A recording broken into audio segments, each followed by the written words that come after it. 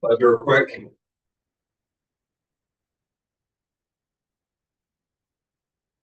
Pledge allegiance to the flag of the United States of America and to the republic for which it stands, one nation, under God, indivisible, with liberty and justice for all.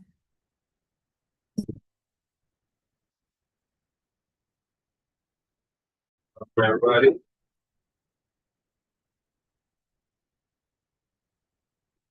And then first we have the fire hydrant use policy. The township. Yeah, so this is on the agenda just for discussion following the council meeting where this was proposed. We thought it would be a good idea just to sit down and talk about it. So I guess we'll kind of open the floor up. She's here from the fire department. Brent is here. And speaking of you does maintenance and all of the work on the hydrants and things like that. If you guys have specific questions about like water, that'll be more, but I don't know that that'll be really related to the hydrants too much. She did have a pump up tonight, and I did tell her that I was worried about being here. So I guess we just want to talk about this, but I guess I'll kind of start. So what we proposed this, we recently had our sanitary survey completed by Eagle. They come in and go through our water treatment plant and our distribution system and go through any processes that we have now, how we do things, and then they make some recommendations on changes. Sometimes it's mandated, sometimes it's recommendations, and some different things come out of that. I did share that with you guys here. It's been a couple months now, I don't know exactly when. But one of the recommendations that came out of the sanitary survey was that we've been for the last at least 4 years working on tracking every month our production versus our water consumption. And I don't know, some of you may not have even been on council, but when we first started this, we were seeing about 40% loss in our water. We've got that narrowed down quite a bit and made huge progress. And a lot of that, I say loss, it's not necessarily truly lost, but it's a 40% difference from what we were producing versus what we were billing. And we worked really hard to narrow that down, and we've gotten a lot closer. In fact, to this last month, we were the closest we've been the whole time. We were at about a 10%, which you're going to have some just because it just happens. It's no community is ever going to have no loss or difference. But one of the recommendations that came out of this, Eagle recognizes that we made progress in identifying it, but was looking at a hydrant use policy with the intent that we be able to track or account for the use from the hydrants as much as possible. So we understand that when there's an emergency, we don't care about use. We want to address the fire and the emergency, get it taken care of. But what we want to be able to do is to notate that in that month we had whatever emergency happened, so that if we report that higher loss, it can be accounted for. Or in situations where we can account for the water to better, more accurately track for it than they would like us to. So let's say we go to flushing, or if we do the fire department does training in the hydrants. Eagle's not saying we have to meter that every time, but they're saying meter it once. And if you do, we do, let's say the fire department, for example, does training and they use, and I'm gonna make up numbers, so I have no idea, but 10,000 gallons, then the next time they do training, we'll just assume they use about 10,000 gallons. So we put that work. So that's kind of the intent of this whole policy. It does, I know some of Chief's concerns, it does target or kind of go after the fire department, because really the fire department and DPW are the only ones that are using hydrants. Any other person, any contractor, anybody has to get permission from Brent ahead of time. They cannot just go turn on a hydrant or hook up to it and take water, or they could be fined. So that's why you see a lot of reference to those two people, because really nobody else should ever be touching our hydrants. So most recently, Chief Rucci did actually, was it last week or 2 weeks ago? He sent me an email. They're going to be doing hose testing. It was supposed to be today. It's been moved to Wednesday, but That the email he sent me is exactly what we were asking for, just when they're gonna be using the water. And then if we kind of have a rough idea of what they use, then we can notate that, or even if we don't, like, they had a fire in Riga, which obviously pulls from our system. We're just gonna notate that there was a fire that month, so if we're off a little bit more, then we know why we were off. So that's all we're trying to do with this, but we can make any changes that you need to. The goal for me would be that we do get some kind of hydrant use policy adopted to meet that sanitary survey equal requirement. We really do. So what that looks like, because again, we want to be good partners, and our intent is not to start charging the township. I know that was one of your main concerns. It's just to accurately, or as accurate as possible, track water. And just if we can improve communication anytime, it's good. I think we have pretty good, but well, there's always times where you're like, oh gosh, I got so busy in my day to day. So you think about that. I'll kind of turn it over to you guys, or Chief, if you want to talk about it. I mean, that's what we had been, next to what it's about. Probably, I guess I'll start. We started at, you said a 40% loss. We don't know how long that's been going on. Right, obviously, because we haven't tracked it forever. I don't, you guys used to track it at some point, and then I'm not sure when it stopped, and I'm not sure exactly. You tracked it some point, but when I started, we weren't. It was like usually it was like a 17-18% loss was most of the time. Right, keeping up. But it, again, I Some of wanna, it could be billing, some- yeah, so a good port, I mean, a lot of things was going on with like the school, for example, had the tennis court agreement, so we weren't even reading that meter. Well, that contributes to a huge portion in the summer of water usage that we were producing, and we weren't billing or reading the meter to even account for it. Like, we've corrected that, where even before the new meters, we started doing that. So a lot of things over time. So I say 40%.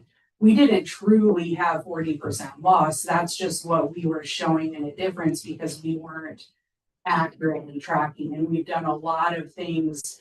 I mean, it's taken us 4 years to get to the point we are today. And I'm sure some of it, like changes how that affected rates. You know, and if we were literally producing only 60%, that was actually being tracked. Think about how that affected our rates for how long, right? That, I mean, it's a different discussion, maybe, but that's horrible if it was ever that. And how it got to that, I don't know.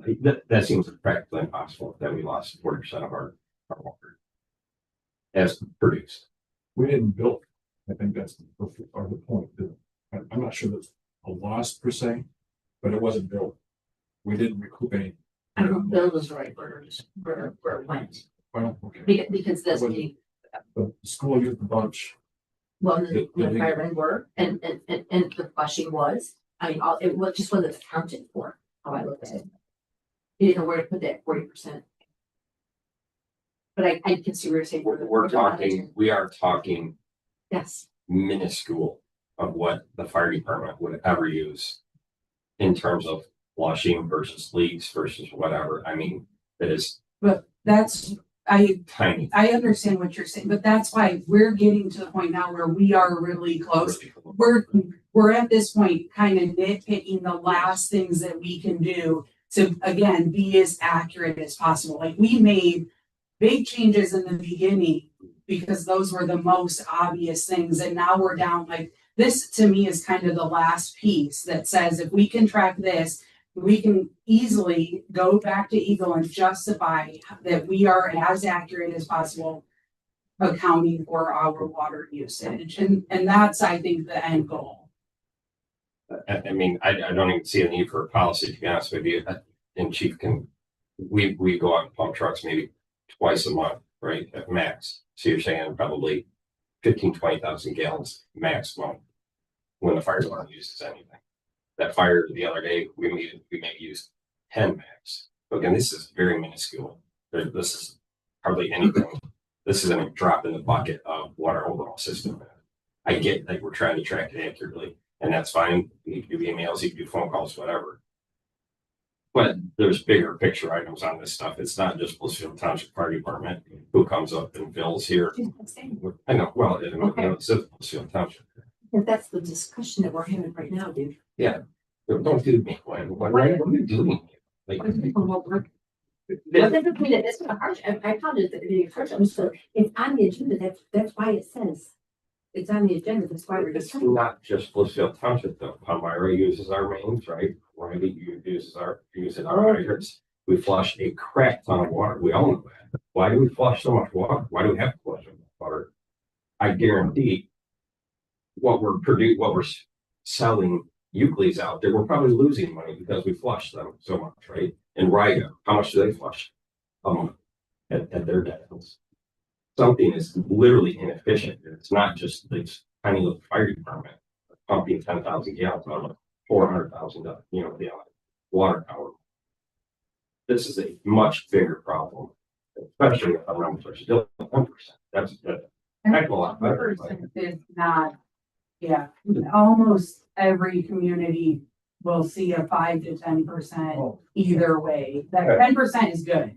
We should be happy about 10 because you're going to have fires. You're going to have, you're just going to have things And that you are factoring that 10% in when we're talking rates and that kind of thing, right?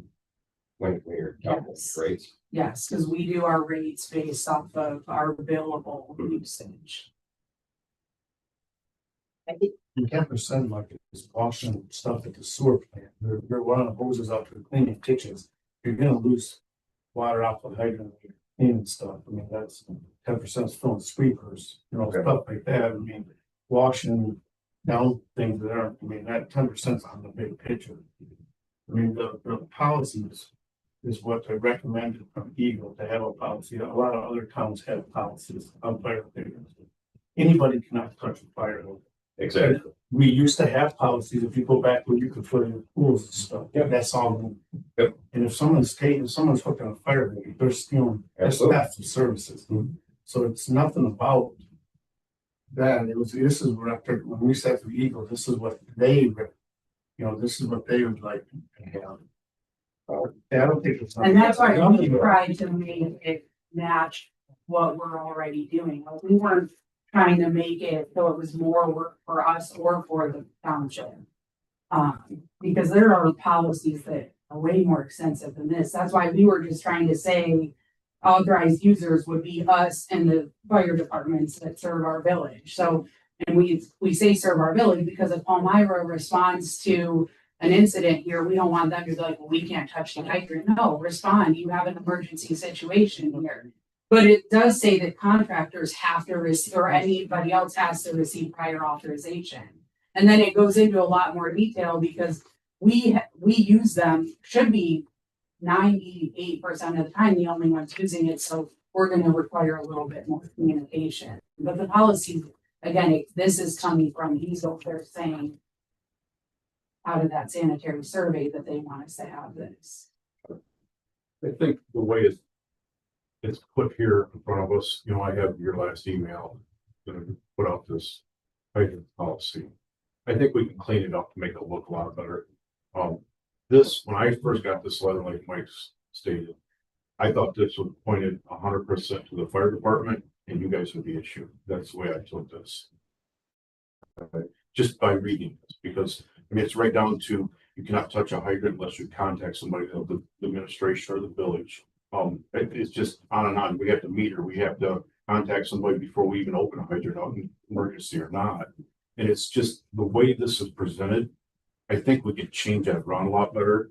Like I said, with the fire cat, I had no problem giving you an email because I want to let everybody know what is coming.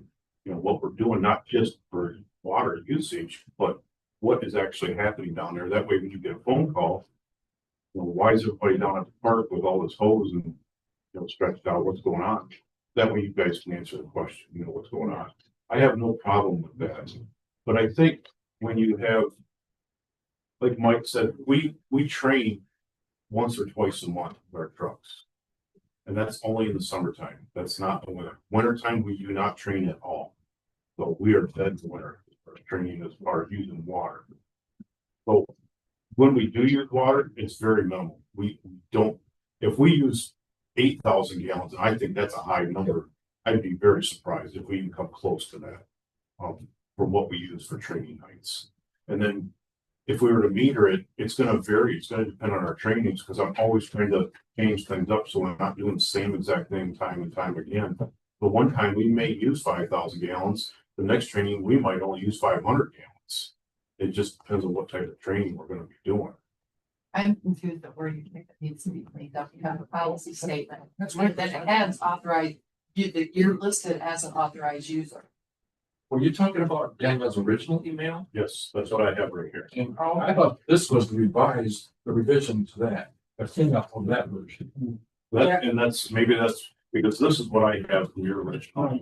That's and Yeah, why, and we did make some changes based off of your response back to me, and I did send that back to you, but what's in the packet is the most current, and some of your red things from your initial response back to me were included.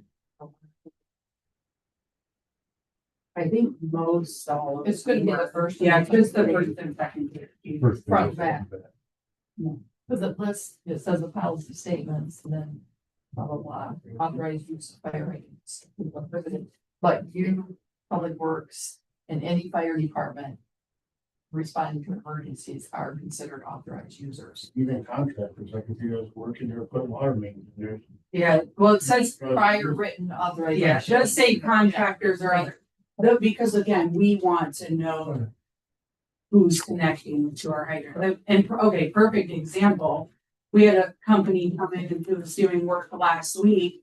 The guy went to use the bulk water station didn't, and this was not telling me or, the fire department, but bulk water station wasn't working for him. So he just went and turned on a fire hydrant and took 750 gallons of water. 750 gallons, it's not that much, but what happens if they would have broke the hydrant or they didn't close it all the way and we had no idea? I mean, that's what we're trying to avoid is that. We're a resident? No, a contractor that came into town. So that, we don't want that to happen, but we're good with you guys training, and we also don't expect you to meter it every time. We're just asking for like, if you know what you use, I'm good with that. Or if you're not sure and you meter it the first time, and then we just use that as the average moving forward. We're not, and definitely never in an emergency, I do not care what you use water. I mean, we would never say not to fight a fire to address emergency. That's all the rules kind of go out the window because that's our priority is safety and life and all of that. You have a meter in your trucks? No, how would you meter it? we'd have to get a meter from the village and put it on the hydrant, and then we'd hook up to that if it has the right hookup. You have any, Brett? Yeah, we do have a meter. Or you have to hook it up, you say you have I don't know the storage settings. They have a storage space. You Yeah, can adapt it over from the storage to the. That is a 4-inch mirror. It would go on the front, not 2.5. I know I got 2.5. We use 4-inch for when we do our training. So I just have a question. This is not against fire department. Mhm. When you're doing your training, how do you fill your trucks? Do you fill them with the hydrant? Yes. And I'm only asking because they've had, yeah, the fire chief and kind of working forever. And I know that they used to fill the trucks that have fire bill pad. I mean, I have to refill as long as there's pipes out in the trucks. In my house, We fill everything on the hydrant. Not go out to anybody's ponds or pools or anything like that, try to fill. Biggest thing is even going to the river. I hate using the water in the river. Because it just goes in and it tears the seals out of the pumps. And the next thing I know, I'm spending $30,000 trying to refill the pump. and I don't have a problem with that. I was just So I tried- inquiring. I tried to stick with the hydrants themselves. I mean, I wouldn't want to step foot in the river, so Exactly. who knows what's in that river water. And it's, as far as we fill everything off the hydrants, we have either the industrial park, we have the park, and we have a couple other spots that we fill the trucks from. We know where they're good spots to fill without stressing the water lines. We do not bill anything at the department because that water bill is astronomical already. $600 to $700 a month for water. So for flush the toilets is just ridiculous to Well, me. thank you. So. I was just curious. So I for do me. not fill anything out of the fire station. Everything's off of a Well, hydrant that was somewhere. my question. Yeah. Oh, then mine was, do you fill from fire hydrants? Do you fill from the river versus other water source? I was just curious. Well, I'll make it easy for you guys. 120,000 gallons a year, probably max in training.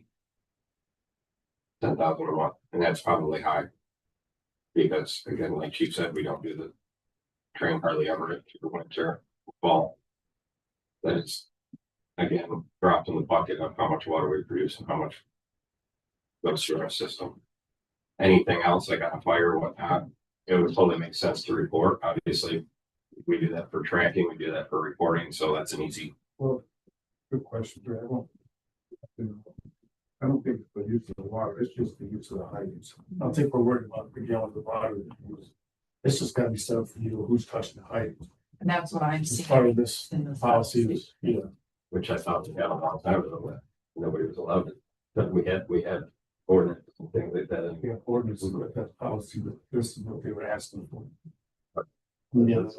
okay, I mean, if Eagle's really concerned about this, well, Adrian dumps crap into our water consistently. I don't know. Well, That's I think we should count that's this as a Eagle win related. that this is what Eagle found for us to do. Because it's like an inspector, anytime somebody comes in to do something, they're going to find something. And if this is what they found, I say we're doing pretty good taking care of our water. And that's why we're talking about reporting how much water, right? So what Yeah, are we I talking about here? Right, Because we're talking about usage, but no, we're not talking about. well, usage. your hydrant Now we're policy, talking about using, Yeah, yes. so let's talk about what we're talking. It does say though that the hydrant should be metered. So when I read that, anytime he hooks up to the hydrant, should have a meter on it. What the policy is saying, And then it further says that they may work with the village to meter usage during a training and use that as an average for subsequent trainings. so that was where you say just one time meter. Right, and then it says exceptions include any and all emergency situations. So like I said, if we can get an average that we know they, again, 10,000 gallons for training, and even if they use less, that's fine. We just need to account for an average. We don't have to go to Eagle and say they use 9,522 gallons each this time, and the next time they use 5,167. We just need to provide an average.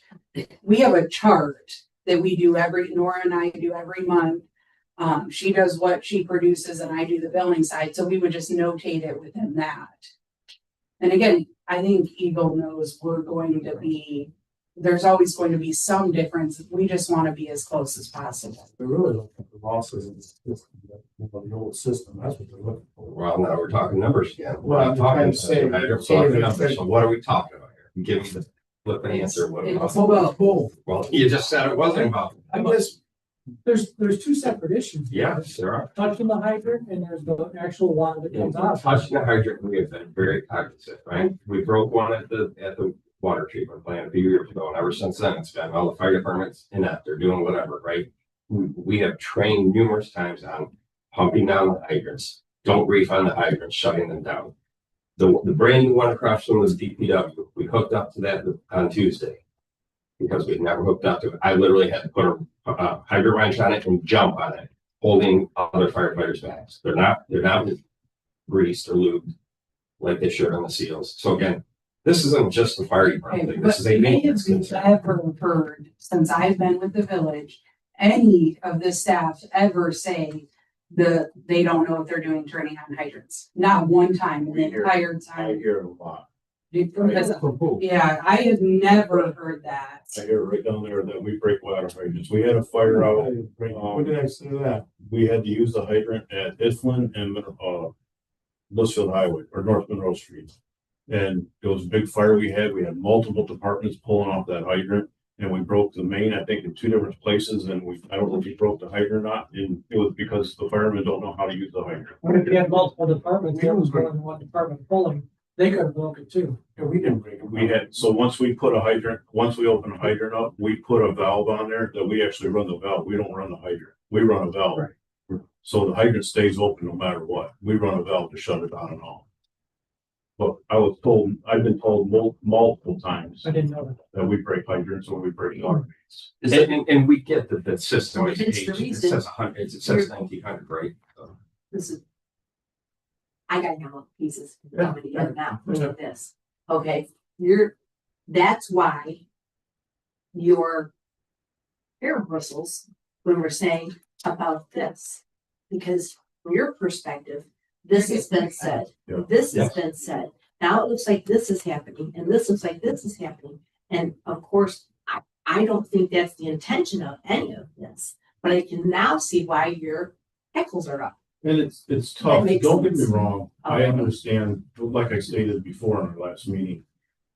A village or a township, no matter what it is, like has so much money. It shows, I deal with it not only in my full-time job, but also as fire department. We don't have the money we want. We have water mains that are in the ground from the 1800 or, early 1900s. It's what we have to do.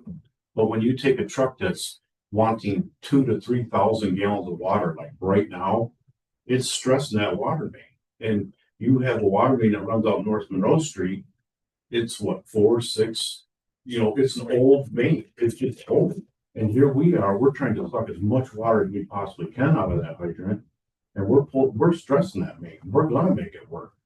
And the stuff's old. It's no blame to anybody, it's just old. And when we start pulling that much water, stuff's gonna break. Things are gonna go wrong. We don't do it on purpose. That's the last thing we want. We're not doing anything on purpose. It's just, it's just old equipment, old things that are on the ground. So is there some kind of maintenance that gets done with the fire hydrants besides the flushing of them? Like greasing so that they are accessible, so that they're easy to open and you're not jumping on. And that's another thing I wanted to approach about this, because now that we have daytime staffing, I try to get things for my daytime guys to get out and do, because some of our daytime staffing is not just from the township or the village. We have people that are from Madison. We have people from, out in Morenci. Now I'm picking up people from Monroe. They're actually coming over here and working our daytime. So I'm trying to get them out into the town. I'm trying to get them to know the town. That way if something happens during the day. My one goal is, and I started it last fall, but this summer I really want to do this, is I want my guys to go out and I want to start opening these hydrants up. I want to crack them loose. I want to be able to open them up. I'm not saying wide open, just so enough water comes out, trickles out and then shut it right back off. Will you be able to identify any problems within? Exactly. I want to identify any problems. I want to be able to grease them all up and I want to lube them all up. I'm not saying Brett's not doing his job. I'm just saying that's what I'm going to do to help out as part of our part. What are we gonna do with all the red water? We'll start opening them up and cracking them during the daytime. That's what we flush at night. You can't, with all these same base water mains, we can't be opening them up during the day. Well, so here's my thing, is I know there's hydrants in this town I cannot touch. I know for a fact. Which ones? Tell me what. I know for a fact. Well, can you- I can you- cannot- I'm not getting into that right now, but I'm saying there is hydrants in the, you'd have to have a 4 to 8 foot bar to put on to get them to crack loose. You don't have to open, like what you're saying. Just open the hydrant up. Our guys just, in the past week, have gone through and opened up hydrant. This one I hear you I guys. don't think you really want me to go through and test everything.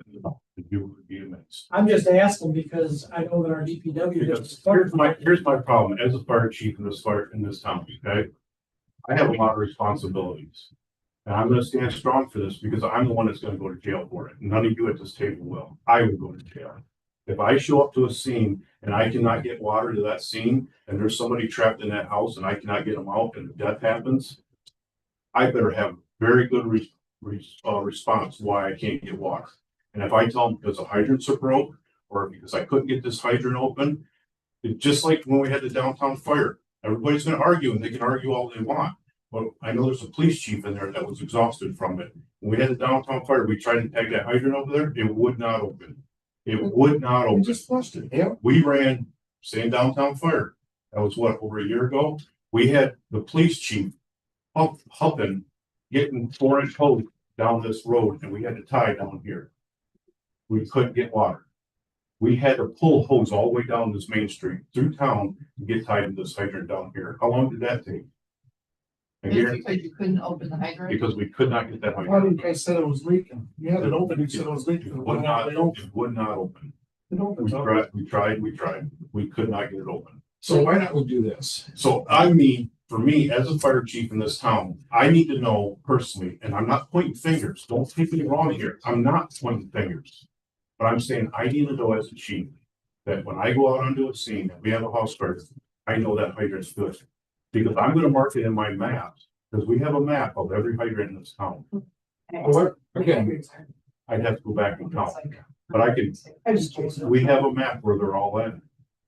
I can mark on there if it's good or bad. why don't we do this? Instead of one guy going out or one guy going out, open them, both guys go out at the same time, open a hydrant. Yep, this one works or this one doesn't work. If you want, This one's stuck. It's gonna take a lot of time. Because in my opinion, you are pointing fingers. I'm not.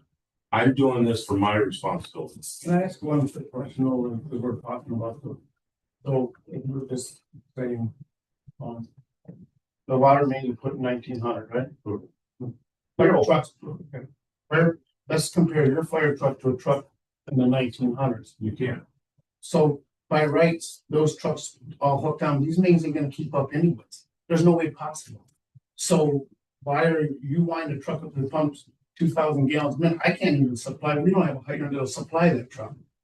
So where's the problem is you're just gonna have to idle those trucks anyway. You want me to stop pulling water from the hydrant? No, but what it doesn't matter though, you're not gonna, what happens when you get down here and you wind the truck up, pump 2,000 gallons a minute, and you drive, you pull it dry, and then that water hammers down here, you got no water at all, period. So These lines cannot take those trucks, period. These trucks is, I mean, the truck you got now, I mean, you compare that to a truck that was built in the 1930s, a fire truck in the 30s, that's what these are designed to run. 40s, they're not designed to run a 2025 truck. I mean, the only way you're gonna do that is a high pressure main in Ann Arbor, somewhere like that. So these trucks, we can't supply the trucks you're buying anyway. I can't supply that truck water on a 4-inch main. And if you do hook up on there and you wind the trucks up and you got you and somebody else, and you do break the main, it did break the main. I mean, you're gonna have to idle the truck down. You guys can set bags up, pump to the bags and pull out of the bags. There's nothing we can do about it. Our system will not, our system, I'm just letting you know the system. From certain lines. I'm just letting you know the system, right, no, I'm just telling you the system will not supply those trucks. You cannot hook to If those you trucks. cannot supply our trucks, then we need to mark which ones cannot supply the trucks, and we're gonna have to report this to the state that we cannot pull water from these hydrants. We only can push about 1,800 gallon a minute out of hydrant up by the tower. At 60 PSI. I'm just letting you know, I mean, we do get the ISOs we passed where we can, you know, what you can, we do gotta realize. You sat down here and you had one truck on a bag pump and I'm knowing that it wasn't supply, you can't supply it. But you put 2 trucks out here, these mains can't take them truck. There's no way possible. So what am I supposed to do? Am I Pull out the river, I guess, and worry about, you know, and if it's gonna save somebody from the pumping, eat some of your seals out of the pumps. And So if the downtown village catches fire again, like it did, you gotta pump slow. I'm gonna tell the owner, No, I'm sorry, I'm gonna let it burn, I'm gonna do the best I can, but I can't get any water. What I was, I think what I was saying, I was just saying everything Well, what like am I we idle supposed to do. We're gonna, we feed to the system, so you're gonna have to look into 7 different hydrants. Okay, well, hold on. But that's all I'm just saying, I'm not trying to argue. What are our pumps on our trucks? 21 and 5 or what, 1,500 gallons 100 gallon, 5 per minute? 2,000 gallon on our. And that on a ladder truck. So So, if you bring somebody else's ladder trucks that you came in, so you have more than just one. yeah, absolutely, which is why we try to take from But they that. all supply, and they like to feed from a different thing, they're all coming from one line straight down. So, you know, since So it's the issue is literally not just the branches, but the main coming from this. yeah, it'll be, From the yeah, water for tower. sure. And You understand what I'm saying? Yeah. I mean, it's they open a hydrant, I can't supply that kind of water. I mean, the town can't supply, it ain't just me, so a lot of towns can supply that water, Deerfield can't supply that water. Not all, one big surge like it, but so, I guess what I'm saying is, what if you hook on it? So there's you and Adrian, you pull hard. And you put a water hand and you suck, cavitate that line, and you break the line coming to you, well, now you got nothing. period. You got zero. It's going out in the middle of the road down there. So it'd be best to, to go slow. 1,000 gallon minutes better than no water at all. It's coming down 2 miles down the road, blowing up the road, and I gotta shut it off to fix it. It's hard for us as a fire department to say. But I'm honest, when the last meeting we had, I texted 2 guys when I was sitting here that flushed it. That's a darling hydrant. All our hydrants that we pulled, if they're half open, they blow out of the bottom. Them hydrants must be all the way to the top, but the guys from, I don't know which department, hooked on, they wanted to come up out of the sidewalk, they shut it right off. They said it came out of the sidewalk. Or if you crank it all the way open, and once she comes home, just, like I said, there's no problem with it. Now, the one like you say jumping on it, I don't know about that one. It got put in, Salbeans put it in, and they had it open, so that kid must have been awful strong to put that new hydrant in. If you jumped on it or someone pulled on it, I don't know. Maybe when you guys put it, but I'm just saying that hydrant's not that old. Well, They do take them. Year and so. We do take them apart. They do grease them. Maybe they missed one. I'm not gonna say that because I don't do each one. But to say they don't do that is pointing finger, and that I feel is a lie. That's not true. Now I ain't saying we get every one of them, but them tops come out. They come out. They get and they fill it with oil. I'm just saying. I buy the oil and stuff. Can I just interrupt here? Because I'm here, blah, blah, blah, blah, blah, blah, back and forth, and I get both of you. You're saying there's fire hydrants we can't use, but I'm not gonna list them. Why? Why would you say this fire hydrant was gonna get in this? Because somebody needs to know that a fire hydrant's not working. You say the trucks can't pull, and I get that too, because they're old. But there has to be some kind of a median here, because this is going nowhere right now, but other than point. You sound like a bunch of women fighting over coffee. I don't know. I get both of you. But if there's an issue, then it needs to be directed to somebody and it needs to be handled. Not like this. Well, this is what it became. Again, this is not going to accomplish anything. Rather than we could solve this by having some good dialogue and sitting here and saying, well, this is like at a training, let's say, not yeah, but again, we could go out and pump trucks and we could have Brent be there one night or whatever, and we could say, this is what Brent expects out of us. You know what I mean? We could solve this very easily. Now, I'll tell you, Take a resident, and we I want to know that every one of these things are working as a resident. Because if a resident comes to me and says, hey, I overheard in your committee of the whole meeting, there's fire hydrants that aren't working. I'm gonna go, well, what else did you hear? Because I heard a lot of back and forth. If there's an issue with fire hydrants, as a resident myself, they need to be looked at and taken care of. Whether you do it together, this back and forth, and I get it. I come from a fire department family, so I get you guys 100%. I heard conversations like this years ago in my own family. But something needs to be done, and fighting about it is getting us nowhere. If Eagle says we need a policy, I'm looking at this policy and I don't see it as a fire department attack. I don't. I'm sorry. I don't. I see it as a policy. If there's changes that need to be made in it, then let's make them. But let's not sit here and argue about fire hydrants that don't work, fire trucks that are too big for the systems we have now. We know that. So let's rectify it somehow instead of fighting about it. I don't see anything in this guideline that specifically says amount of gallons pulled for anything or size. All it says in here that gets down to the nuts and bolts is towards the bottom of the page under operational guidelines. Any fire department serving the village of Blissfield shall communicate 24 hours or more in advance of any testing or use of hydrants. It doesn't say anything in there about trying to forecast a fire that you might need to bring another town in for. All it's asking for is the simple courtesy to let us know when you're going to pull some water for a training. Okay, every other Tuesday, there's your warning. Every other Tuesday every month. But I think we still need to know. I just solved your problem right there. Okay, I'll see neither or not. Then write it up. Yeah, again, this is required by Eagle. It's not So- required by Eagle. It's recommended by Eagle. That's what they said. Recommended by Eagle. No, is it recommended or required? It was a recommendation as a, In the beginning of this conversation, what did we talk about? usage, right? So again, let's put, you know, how we're talking about this, let's talk, are we talking usage or are we talking gallons, right? Because we started out hot and heavy talking about how much waste came from it. So So- it is both. We are asking that we be able to accurately track use, and we're just asking for communication with use. Okay. And it's in here that we also will communicate. So if we go out and we flush a hydrant and one of them is broken, or we go out to grease them and we can't get it open, we will notify them. So it says it goes both ways, but I mean, so we can, This 24-hour thing of training, whatever, though, it's unrealistic. well, you just told us the whole summer, so it's not that unrealistic. If that's when you train, we're not asking for anything You want to know expensive. which literal figure we're gonna drive to and crack open. That's one way to find out which ones aren't working and which ones are, and if there are any problems with it, because if there's no communication coming back to the DPW or the village to let us know if there's a problem with the pump on the corner of X and Y Street, we don't know about. it. That's We can't not what fix it. this says either. It says that we would like 24 hours in advance of testing or use of hydrants. And then you don't have to tell us which one. But following, if you run into an issue and an X hydrant was used and it was broken, we are asking that you tell us. So following Which we have to testing say or too. training, I'm not saying you don't.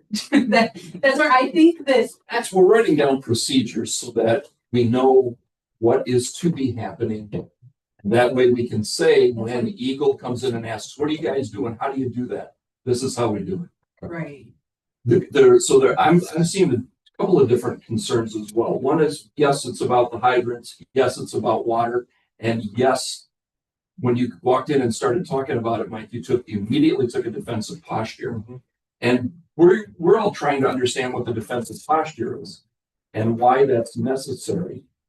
Because I can understand looking down and trying to make sure. So when Chief Hughes said at one of the council meetings that you were concerned that this could be a slippery slope to start charging the township water usage, I can understand why you might think that.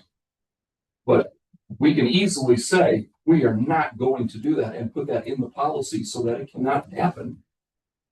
When we're hooking up old technology to new technology, problems get exposed. It happened at my house. My 3-meter water meter cost me $5,000 because the pressure blew out my old line. That was not the village's fault. It was not the fault of DPW, the guy that actually turned the water off. It wasn't the plumber's fault. It was exposed. The plumber couldn't solve it. Al couldn't dig the ground out fast enough to figure out what it was. I had to have a new line drilled. Okay. It exposed the problems within the system. It did not cause the problem. When things happen, if you've got too powerful of a truck or a truck that has a capacity than what our water systems can handle, if you know that and you run it hard anyway, now you're being negligent. But if you don't know that and other places don't know that and someone says, well, Palmyra broke it, Chief should have said, well, maybe Chief should have, maybe Chief shouldn't have. The problem is that not that they did something wrong, it exposed a weakness in our system that we got to know. Just like Danielle had said, if Brent's guys go out and find a problem, they got to let you know because there's a fire that night, and you hook up to it expecting to use it, and Brent said, "Oh yeah, I forgot to tell you." Brent's on the hook, and I'm not sure where the animosity, if this is old stuff, years gone back between departments and not necessarily between people. But we're trying to start over here with this policy, starting over with tracking water so that nobody is stealing it from us. Just communicate. It's something about tracking water count. Okay, so put something in about tracking. And there's no yank. I don't understand the yank on tracking water. It should be. That's what I don't get. Why is it not in it? Well, it does. It does say that we're asking for it to be metered so we can accurately account for water consumption. Meter shall be supplied by the fire department, or the fire department may work with the village of Blissfield to meter usage during training and use that as an average for subsequent. That's the only area that we. Yeah. Right, we can do that once, That but sounds like, it's not very, that's not to be accurate, exactly, right? Fine, we'll do it once, but there goes your, Why would that's a crapshoot on that. with it doing even one time, we're gonna have an idea. And we just gave you an idea very easily. We can figure out water usage mathematically as well, when you know the pressure and you know the size of the orifice. And the amount of time that you're running water. What if we did this? Let's go to the authorized users and let's go through this little summary. Bullet by bullet. And let's talk about. Danielle, would you read the first bullet underneath authorized users? If we need to change something, tweak it, let's do that. Let's go on to the next bullet. Shall we try that? So only the following parties are permitted to operate or draw water from a village fire hydrant. The Village Department of Public Works and Water Department staff. Anybody have an issue with that? Okay, Again, only permitted the fire departments serving the village. This includes other fire departments responding to an emergency or training with the Blissfield Township Fire Department. in my world, that's fine, but you guys run the department, is that good? Well, let me be clear. Yes, go. Is it okay for Belmar or I to come over here and use hydrants? Oh, I read this, yeah. Training on their own. We're not involved at all. Okay, say that again. Elmira and Riga comes here on their own nights to do training, so they're gonna use hydrants on their own. Blissfield will not be involved at all. So. And I can see why they would come to the village of Blissfield for training, Because Tom doesn't have a water system. We use They don't our have- water. so they don't have fire hydrants. What you're saying, they come and get their water from us and then. So does Riga. Riga's been inside the Thank you for village, that. not on Riga's village. but And why doesn't Riga use their hydrants They and do systems? sometimes, but they come over here too. So, Well, let's stop, let's talk about that.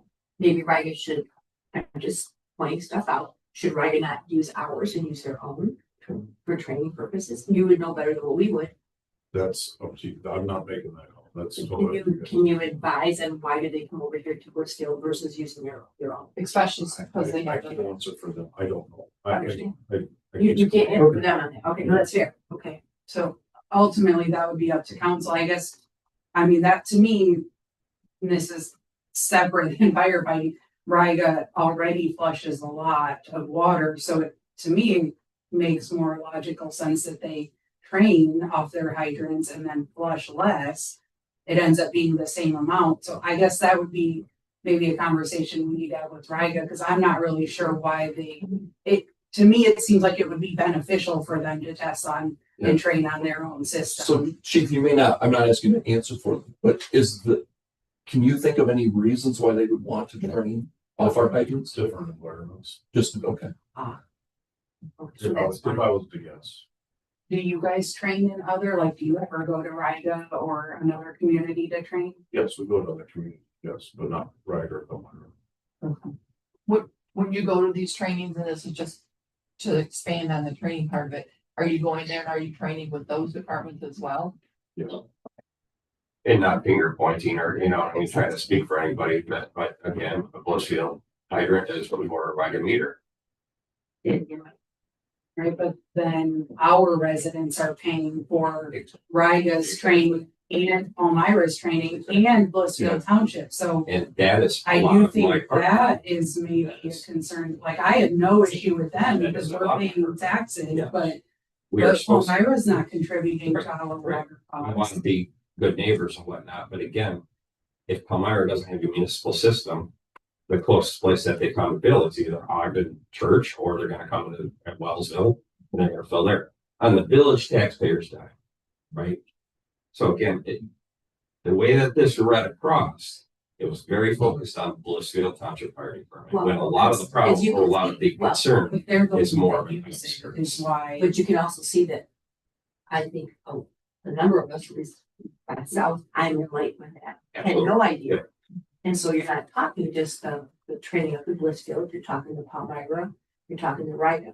And you're also stating, if I understand you, Dale, is the part about, okay, so when they come to train, they won't necessarily be with Blissfield. So when we say here with the Blissfield Township, it may be them solely coming on their own. And hence, they may not know about the mains or whatever, you know what I'm saying, with the mains and what can be used and how it can be used. Hydrants are, Well, and use, I don't, I'm not saying they're using it inappropriately, but you know what I'm saying. They don't know the ins and outs. And Like if they the were to Blissfield. break a hydrant while not being here on an emergency or training with Blissfield, how, and then they just kind of go away. Yeah, so I feel like that kind of opens That up a needs to whole be- nother conversation that we need to have, that's the first time kind of, in all of this discussion that that's been mentioned. That other municipalities were training here on our dime. That's the first I've ever So heard of that. Me too. well, I thought that they did with the Blissfield Township Fire Department, not. Okay. And that would be what my assumption would be reading. You might want to add something in here, that if they're not working with our crew, with Chief and his crew, then they bear extra responsibility. For training, Yeah. not for an emergency, for training. But would their gallons usage be equivalent to Blissfield, or you know that? Okay. I think Ryan should be training them. But it would be all, that's Unless also doing training responsibility, altogether. That would, you know. oh, if I if understand that. Yeah, but if I'm borrowing a tool from Tim, can I use your lawnmower? He goes, sure, Ken, go ahead and I break it while using it. It's my responsibility to get his lawnmower fixed or to replace his lawnmower, right? If he then says, no, don't worry, I knew it was going to break, it was just a matter of time, don't worry about that. Then that's Tim's decision to make. But we need some sort of policy for people that are not training with our guys. That know the system. Or know the, Right, we're training with our guys. Yeah. that's a So so like Riga would go under what I would consider an addition. Like another bullet, Riga, blah, blah, blah. Or Palmyra, if they're training here without Blissfield, Riga shouldn't even be training. Or any, just saying, Unless they're training with you. Yeah, I guess. I mean, yeah, we can add some, we're gonna have to add but something if there think about because, that one some more. I mean, that like to me is a little bit odd, like. You wouldn't go hook up in Deerfield and start taking their water without, communicating or or not being with them. Right, he because- probably tell them, we're coming to Deerfield to train. And this, I don't know. you have to watch how you're gonna work this too, because you're saying training. But there's been many instances where there's something out of town that happens and very minute water is used. And I'm only using this for example, but Riga has something out of town, they're by themselves. They use some water off their truck. They come up and get gas station, they go right across the street and they fill up their truck with water to go back to their station. It's not training, but they're filling their truck up. Is it for emergency? No, they're just topping the truck up, they're filling it up. They're gonna fill it up out of that hydrant, and they're gonna go back over to their station. So, Well, they just an still can example. get gas here and go to Riga and fill it up.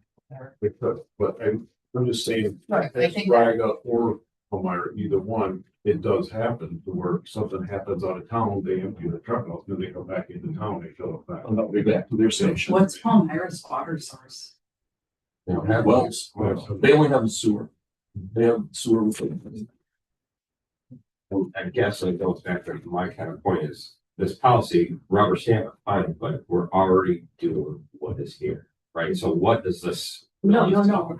I don't think it would be necessary. We report anytime that Okay, it broke down. But it's like any other policy since I've been here, how many policies have we done that is just formalized? Exactly. That's all this is Exactly. doing. Jump is bureaucracy. it's formalized, but at the same token, having this, okay, we did not. If this did not happen, then we would not be having this discussion and we would not know about any of this stuff. Is Riga and Palmyra telling you, notifying you or you that they're coming and doing? I've never been notified by anybody but Chief. So that's something we need to take a look at. That's we were gonna. And I mentioned that And when right, we but talked the- about, right. we've talked numerous times about, supplying Palmyra down the line with water, things like that. I've mentioned that numerous times Not that, understand. that they come and hook up to our system. Again, on our taxpayer dime. Again, yes. We're not the only municipalities in this flipping world, right? Okay, this stuff is all over the place. People use water. There's millions of fire departments, hundreds of thousands of fire departments. Okay, we're not recreating the wheel here, but again, this stuff is already being done. If we have a hydrant, chief, we reported to chief. The chief usually calls Brent, right? I mean, this stuff is already being done. Let's go to the What next. this goes. Okay, go for it. I do. Thank you. So the third one was contractors or other entities who have received prior written authorization and a hydrant use permit from the village. And this is not intended, it's not, My guys do them. yeah, or if we hire a contractor to do a project and they're gonna use our, we're good with it. We just, they need to have that prior approval. I would, And again, so we avoid the situation or example I gave you last week where somebody hooked on with no permission. Thankfully said something after the fact, but. can we put on, another bullet there that any, private use is hereby. Yeah. Not permitted, examples, filling pools, water lawns, et cetera. I think that should be literally under authorized use. Could be prohibited.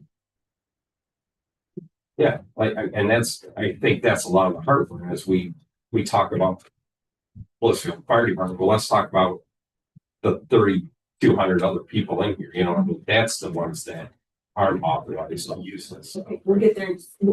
Let's put down. We'll get there. Okay, go ahead. Go to the next section. So operational guidelines, any damage, leakage, or operational issue should be reported to the DPW, immediately to the DPW. DPW shall communicate to the fire department any hydrants out of service. DPW shall communicate to the fire department of scheduled flushing. We Any, care about that. I would say anything there that we need to know. It's nice to know. Okay. Okay. any fire department serving the village of Blissfield shall communicate 24 hours or more in advance of any testing or use of hydrants. Again, this is not specific. We're just, if you're gonna be training or testing, exceptions include any and all emergency situations. And then kind of sub bullets to that is following any testing or training, the fire department shall communicate which hydrants were serviced and of any service issues. And then the hydrant should be metered so the village can accurately count. I read this a couple times. Meters shall be supplied by fire department or village, and can be used as an average, and subsequent exceptions include any and all emergency situations. So these two seem like they were some, Mike, you were saying, and Chief, you are as well, saying, I'm just gonna throw out months. April through October, you're saying twice a month testing. Would that be fair to say? For training? Sure. Okay. And I think that's all we're looking for. Well, we're 24 hours again. It's my Well, turn. Or Hang more. on. This is still for discussion. It doesn't mean this is gonna be signed, sealed, and delivered. So if that's your heartburn, we can talk about the heartburn right now. So I think this was here simply because of this. Now, we don't know about the other folks coming in. Did they come April through October twice a month as well? Do they come in once a month? We don't know that. We need to find that out. And that's what I would understand. Would you agree? So the 24-hour notice is kind of tough for us.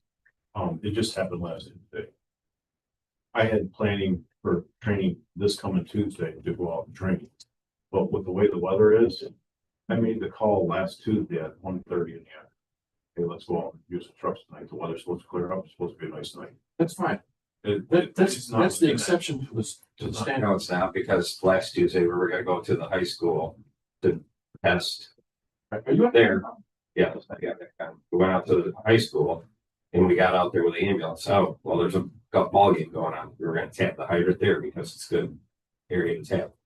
So what did we do? We said, okay, we're gonna change our minds because there's a lot of people out there, and we routed over to DPW, across the DPW, because it has the big lot. We were using new hose, we could pull it out, and it was a brand new hydrant. So again, The 24-hour thing is ridiculous. And so- If you're not gonna be able to say, in 24 hours, I'm gonna wipe my. What I was gonna say before I was interrupted is this, that's an exception. Typically, that doesn't happen, right? Right. So typically that doesn't happen. So 24-hour notice is not unacceptable. However, if that does happen, you can always say, hey, dude, not dude. Hey, guys, we rescheduled because of something going on where we were gonna train. Or we just simplify it and say, well, shall communicate in advance of any testing or use of Instead of hydrants. 24 hours, And just- 24 hours. Why do you care? Why do we care? If, do you think Ann Arbor calls the city of Ann Arbor, says, we're gonna go tag a hydrant, the city of Detroit, hey, city of Detroit, this is the city of Detroit Fire Department, we're gonna go hook up to a hydrant, who gives a crap? This stuff happens every day, everywhere. Danielle, what was your recommendation again? Go ahead. I said to remove the 24 hours or more.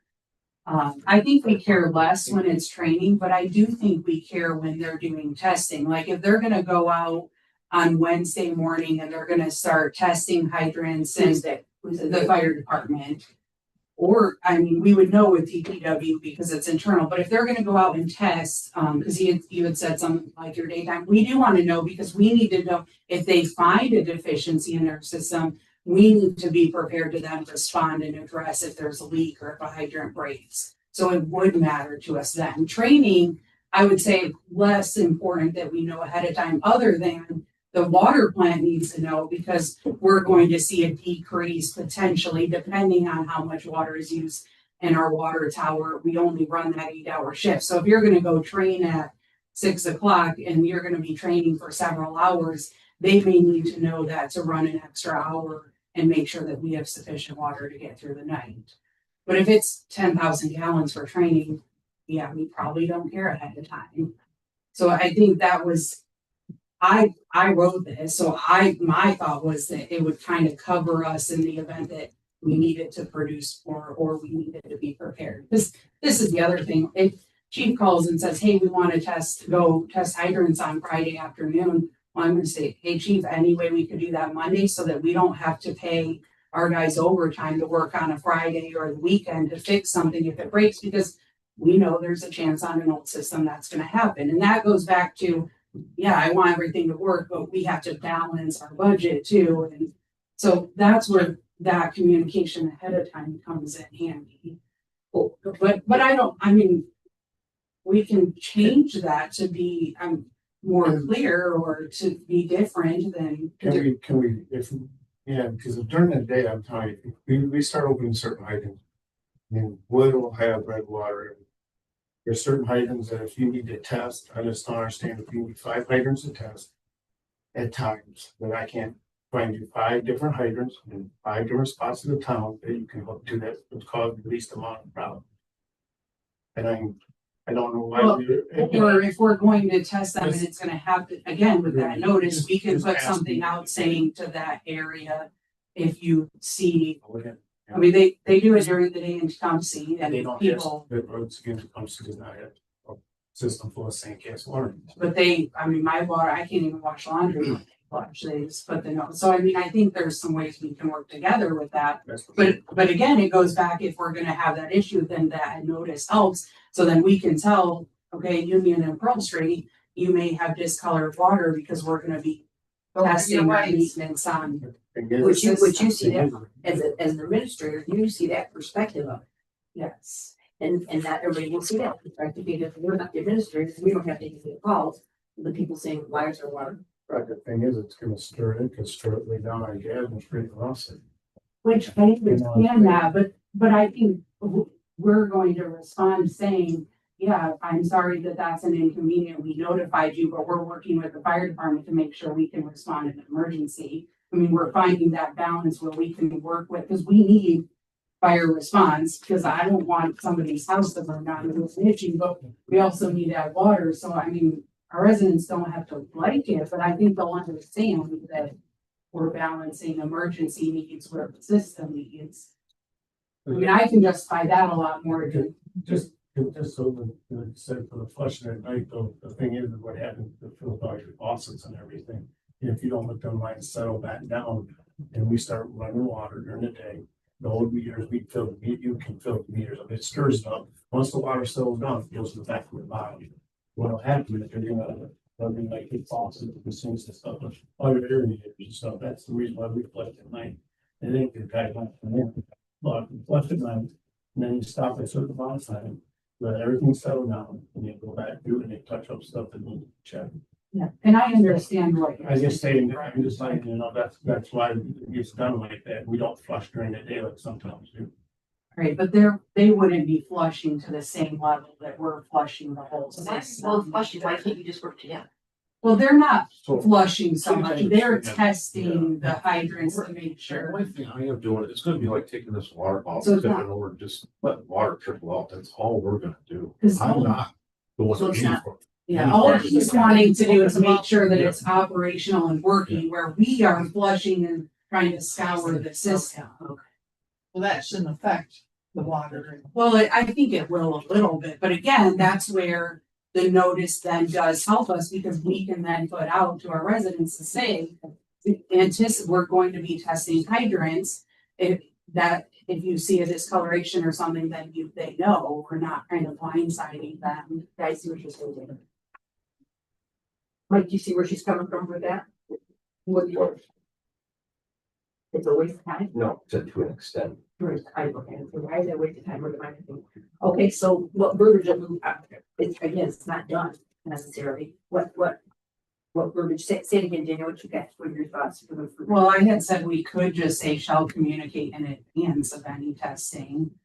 I mean, the notice is nice because I work pretty much all the time, but if I can put out something on social media rather than trying to do it at Better preset, yeah, I mean, if it's during the day and I'm here, I can try to get it done or have police or somebody in the office help me, but that was the only reason I had put in the 24 hours, but I mean, we can, I guess if it's in advance, I mean, ideally, maybe not like, hey, I'm opening this right this second, would be nice, but I mean, we communicate and talk well enough, chief, that I'm okay if we just say, shall communicate in advance.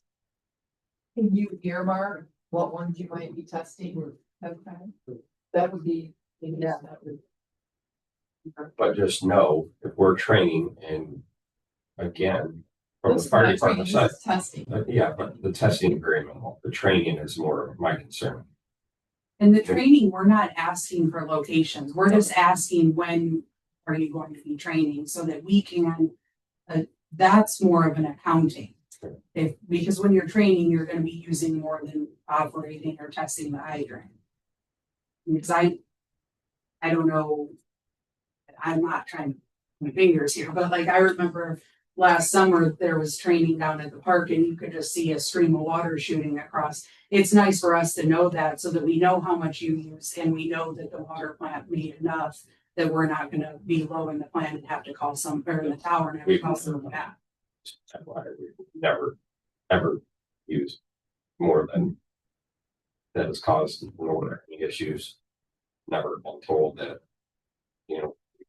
wasted this or, the guy said he called in because the tower was low. We've never experienced that ever in the 20-some years that I've known.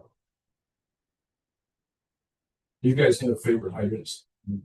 Sure. Yeah, so The ones that we know it'll handle. Because I don't want to break anything and I don't want to run anything. Yeah. So especially on the training. But like I said earlier, those have to be identified. So that they can be either taken on service, repaired, or made right. Because like you said, having the chief lug, 100 feet of hose down the highway is not good.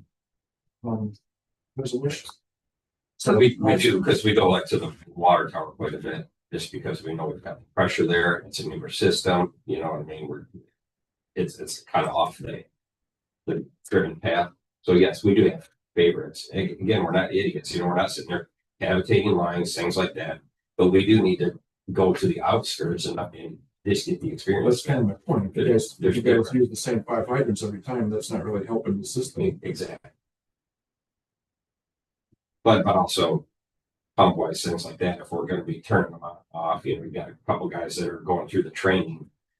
those hydrants, they're newer, the pressure's there, it's better for the system. Again, I think the fire department is doing what they can. They're very cognizant of the issues that we have with our system and the age of the infrastructure. But again, I think we're already doing what this is a request. Were there anything on those little circle bullets, anything that we need to change there? I'd like to have something if you don't mind. Yes. So we spoke about metering at one time, just to get an idea how much. In this here, it's stating that shall be metered accurately to account for water consumption. And then it goes right in to say meter shall be supplied by the fire department. I think we need to clean, I was waiting to see if you wanted to see that. Yeah, I think that Okay. needs to be cleaned up because we stated that we're only gonna do it once. But then there was nothing talked about the fire department's gonna have to supply the meter. Well, it's fire department or they work with the village of Blissfield to meter. So I was saying either or, but we can, do you wanna just say Meter supplied meter by the- usage and to use it as an average for subsequent or? I mean, we can shorten that up. Well, we don't even have a 4-inch meter, so So you would have to. good luck. Yeah. Well, he doesn't have 4-inch meter, so good luck, but fine, You you don't don't have a meter. You can't run, when you run the truck, you're gonna get all 1,200 gallon, a minute, 2 minutes is. Yeah, we just don't keep it out on that side. Yeah, we'll go around the phone. So we just need to know that's what that you train for an hour at 1,500 grams. a But you minute. have to understand too, even though it's a 1,500 gallon pump, that's gallon per minute on that truck. That's how much it can push out. Doesn't mean That's not how much it's. it's bringing in. That's just what it can push out. But you don't know how much you're pushing out, how many gallons it's going out to host. It doesn't. And again, Eagle just wanted an average on that, like they said, you don't have to know specifically, they wanted an average so that we can then notate. So like, for example, let's say in May you do 2 trainings and we on average think you use whatever it comes out, like, I don't care how we do that, meter it, pump it out. And we average that out and say, okay, we used about 8,000 gallons, but we're just gonna use that every time. Is kind of the intent. So I'll work on something to clean that up, just saying that we're looking for an average. Would that be? When you're also forward to see if I'm understanding correctly about the supplying of that meat. Well, I'm just gonna remove That- that and I'll just refer to the average. And then, And I'll send this to you again too, so you can. and then Danielle, just to piggyback on that, my assumption would be that's gonna be part of the conversation you have with Tom Myers session. That same thing about wanting to know, yes, what's coming up, okay. We go on to the prohibited uses. The following actions are expressly prohibited. Unauthorized opening or use of any hydrant. Do you want to clarify that and anything to that might get this time?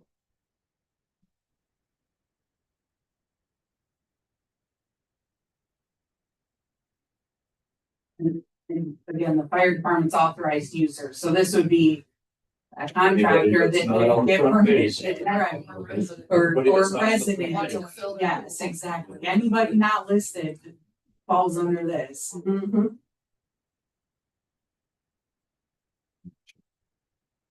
Tampering with or altering a hydrant or hydrant meter. And then obstructing access to a hydrant by parking, landscaping, or other construction materials. Again, it's already not. We want the fire department to be able to get to that hydrant in an emergency. I know we don't want to list all of the possibilities, but you had stated something about a pool, Mike. Do you want something specifically in there about pool? Well, that's already in the ordinance, is what kind of was my point. I think that was already in there, I- but Well, and I think that's under bullet 1 on I our thought- price opener. I would think the same, but I just wanted to get Yeah. clarification. You mentioned pool, I could have jotted that down. Okay. Yeah. I guess it's how do you want to police the word, you know?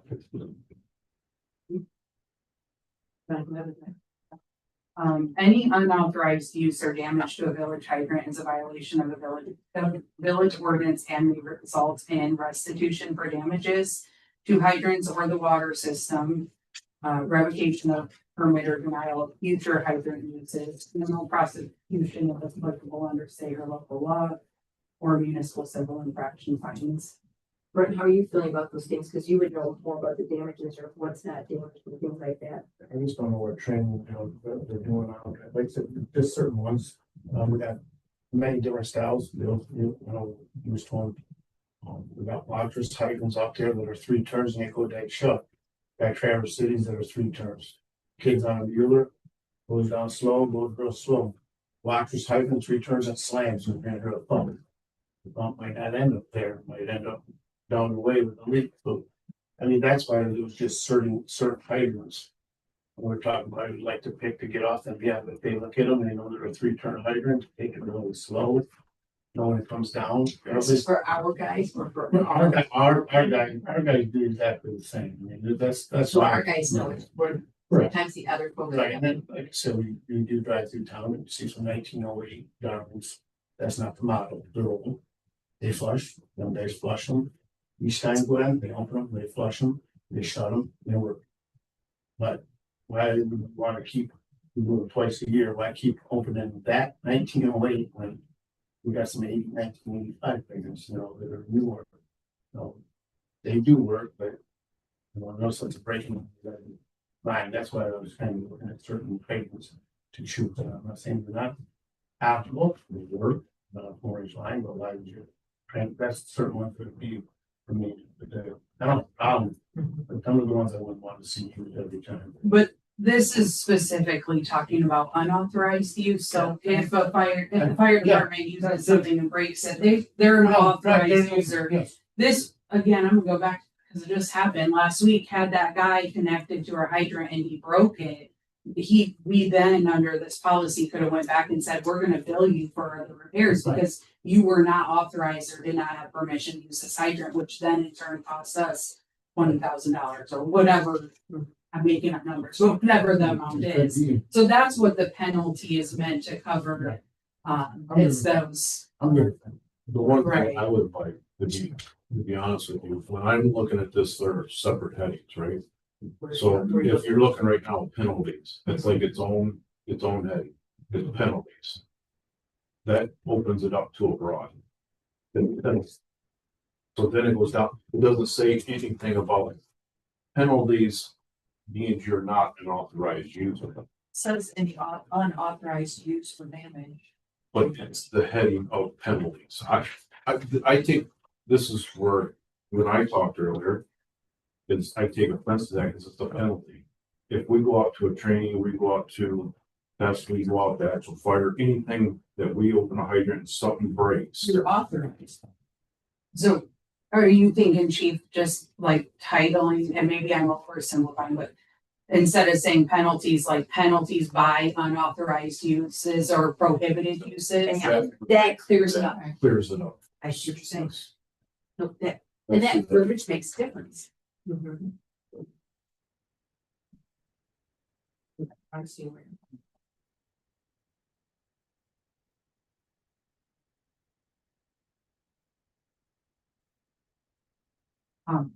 Do you have any other questions on that section, or? Did anybody else have any questions in the section? This is all the policy. This is the other stuff. Yeah, that's separate, yes, it's just the 2 pages. So I guess my question is this. Kind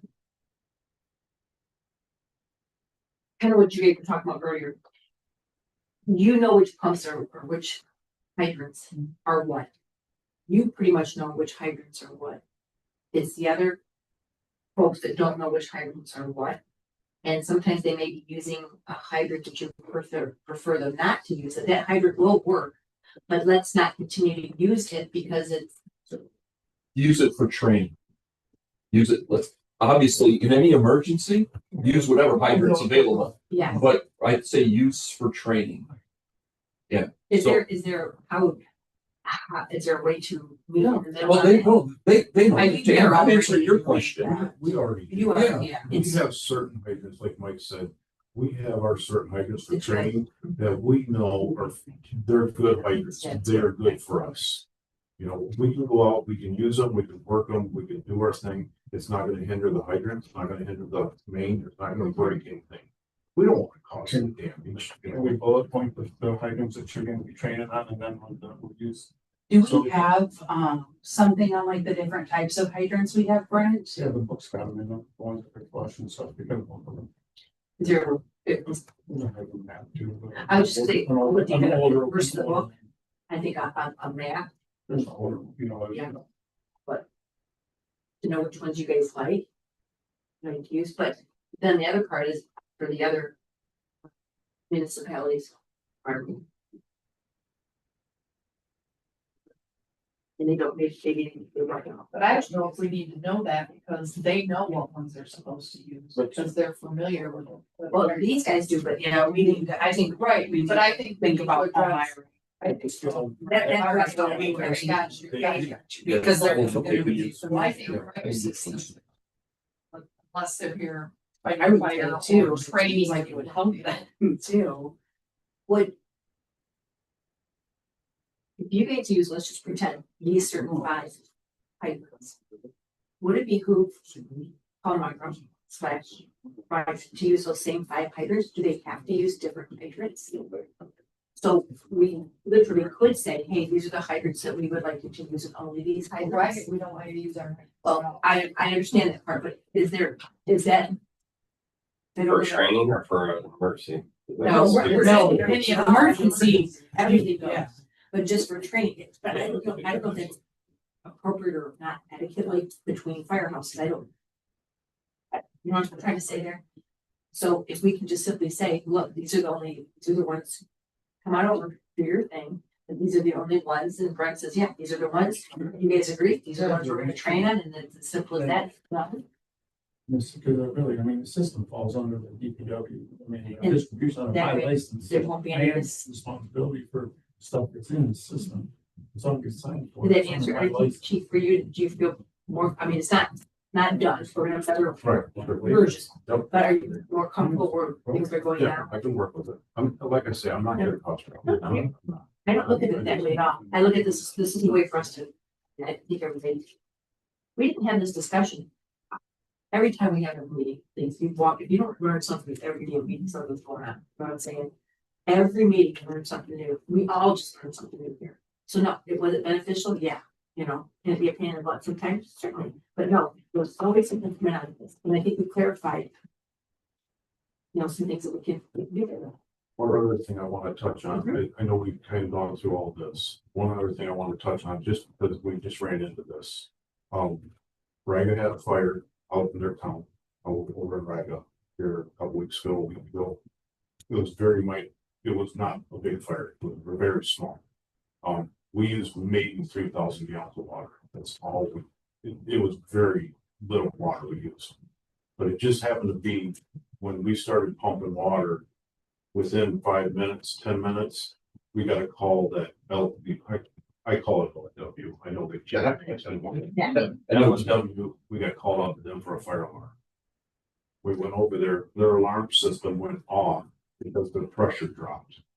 So a fire alarm on a building, on a big manufacturer like that, it maintains its system, but as soon as it drops so low, it automatically ignites and it sets off the alarm. Because the pressure in the system dropped too low. We only use like 3,000 gallons of water at tops. The little bit of water we used, for some reason, it dropped the pressure low enough in that system that it set off LW's fire alarm. We went over there, the pressure built back up, the alarm went off, we had to reset it, they're good to go. My concern is with only using very, very minute water, why did the pressure drop so much in that system? Got closed, they got it closed, it's not looped, don't you pull off, it's a dead end technology. Yeah, I talked to Mike a little bit about this because he actually called me too, and Brent knows that system better than I do, but we've been working with Riga for It's been more than 3 Too long. 3.5 years now because they closed one of their valves and opened the others. So Ellen, you want me to explain? You know this better, but Basically, the system you're talking about, I haven't talked to the county, because I don't know what valves they have shut off and what they're running, because that's actually their system. After these MAC, it's not my system. The only thing I can say is maybe they got that being that it's closed, but when they flush, they sometimes shut their from valves off, and maybe they don't have something open, so I call the county and see what they're doing. So Get a hold of the county. but they're this losing is it my because they concern. used to be our customer because they're in the village limits. And then when Riga did their upgrades and they had some issues with their contractors, they needed additional revenue. So the village gave it to them, and then they've got 2 valves that move one way or the other. So they're basically at the end of the system now. And I was But thinking they that, have valves shut, I don't know what. Well, the yeah, I county's don't know doing about out there. that, I don't but- talk to the county. And the only reason I bring this up is my first concern was when this happened, I was not there. I caught this over the phone and talking, but with numbers. My first thing that hit me is what happens if something did happen to LW to Copwire or Al Smith or the businesses down farther? Are we even gonna have the water we need to even put a fire out? Because I used the smallest amount of water you possibly could use, less than 3,000 gallons, and it dropped that system. so I think Riga would have to open their other valve because then it would pull right from our tower. And they've got that closed right now. And we've been fighting with them to switch that for a while. So I think that's what I told Mike, I think that's affecting their system, but one-way county drain is, they know, they take care of their system, they know what's open, what's not, but in that event, if there was, we would have to get somebody to know to open that. And that's my concern is if LNW is something happening for Al Smith or one of those other businesses, and it's 2 o'clock in the morning, how quick am I gonna be able to get somebody to act on that? Right. And in the meantime, I had this thing just raging and taking off on us. Yeah. And I don't, And Yeah. my concern, it's in the village, LNW is part of the village, right? So here I am trying to fight a village building. I can't get water. So it's, and I, trust me, I get it. because it's. It's upside down and standing on its head. Exactly, I get it, but that's my first thoughts and my first concerns is, do I even have what I need to be able to do our job? Yeah, I know what you're saying though, Right. because they are in our village boundary, but it's not on our Same as- system, same it's a as- challenge. I'm the same if you go in the trailer park, that's not our system, not them hydrants are not ours. Right, that's a private. Same if you go out and look at the school, that's not our system, them 2 hydrants with the school, them are not the villages. We don't take care of, if something happens, that's theirs. The same as Bragg, I don't know what they would do, they flush different, they might be isolating valves. At that time, I don't know, we do not But know what's going on. That's a very fair question to ask. Because what happens in an emergency with the least amount of people awake? What are you supposed to do? That's a very fair and legitimate question. And unfortunately, we're the wrong people. But Well, we're the that's- right people though, because we've been advocating to get us and Riga together to say, what do we gotta do to reopen that valve? Okay. Right? I'm talking about for his situation right now. Yeah. We can't solve that problem. We need to get it. We Well, need that to might be get another thing. we can That would be approach something Ryan else to and say, discuss "Hey, with Ryan. This is what's gonna happen. Fuel if for we the don't fire. But to answer Chief's concern right now, we're not those people. Just That's all. another talking point Yeah, for us, exactly. It's a really good talking point. Yeah. Sure.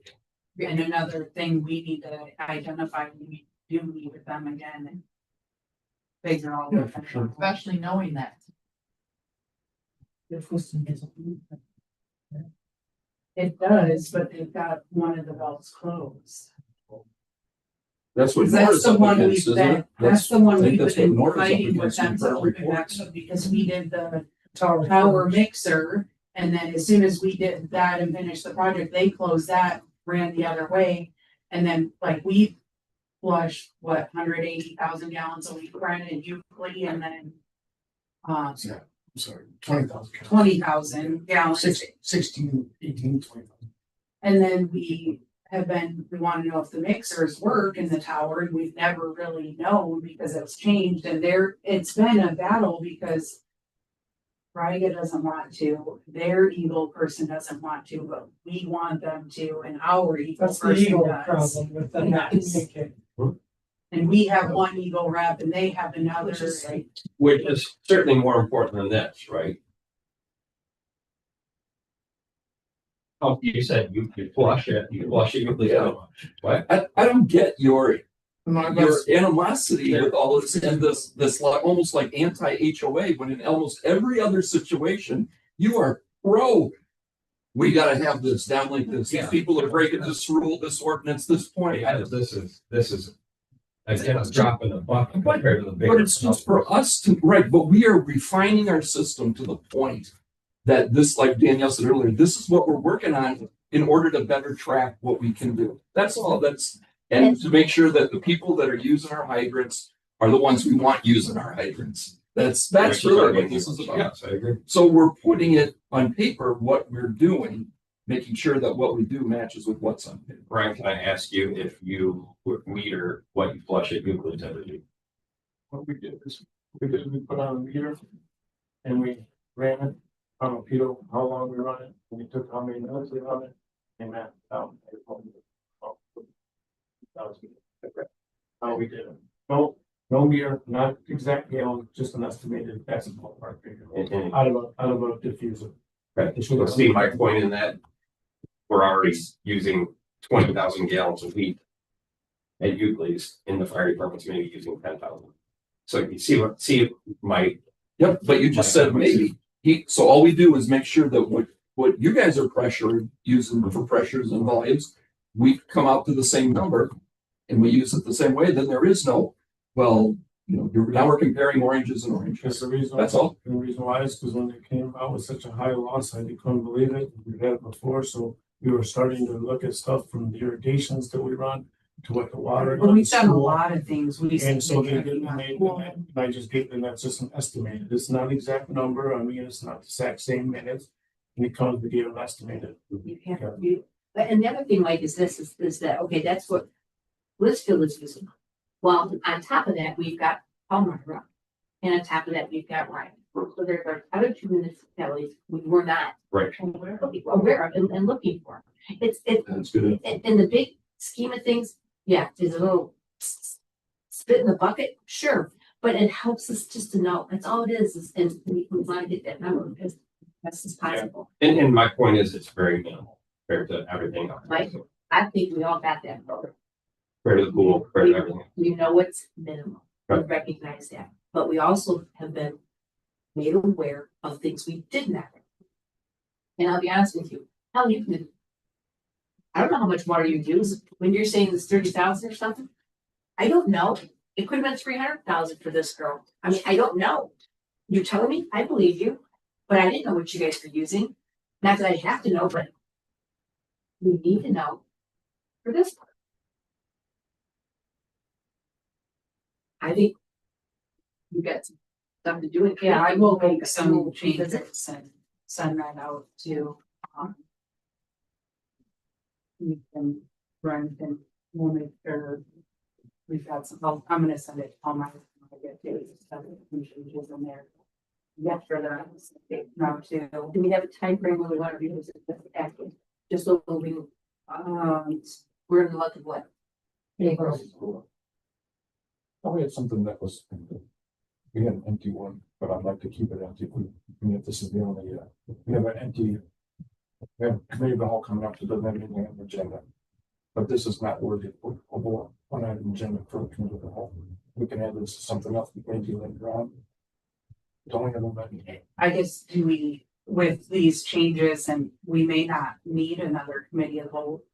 Do we necessarily? I figure if Chief's good and Bird's good, Yeah, you're good. I was just thinking we would kind of work internally, because I'll get some language and then I want them to make sure I'm not missing something or that what I put sounds good, but I kind of thought once we were all good with it, we could bring it back.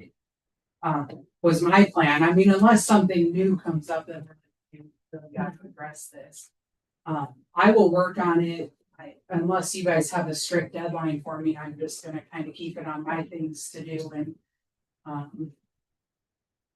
I didn't. Like, to me, this is not a 911, we need it done tomorrow thing, but I won't let it fall on my radar. No, you're good.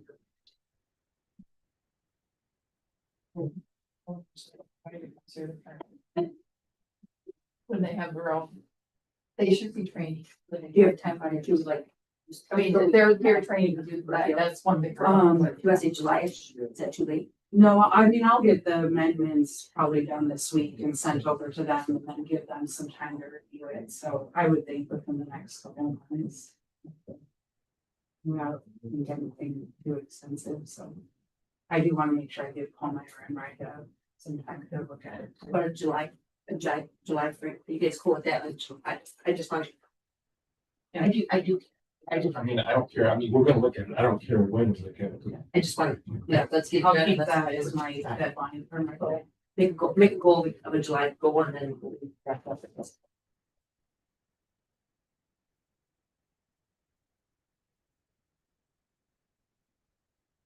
And not to, drag us out again, but, animosity wise, it may seem like it for me, but again, we're trying to work both paths, but also this popped up maybe a month or two after, and I was, their chief was there, but I don't know who was there, but again, apparently a DPW worker saw some of our guys pumping or something.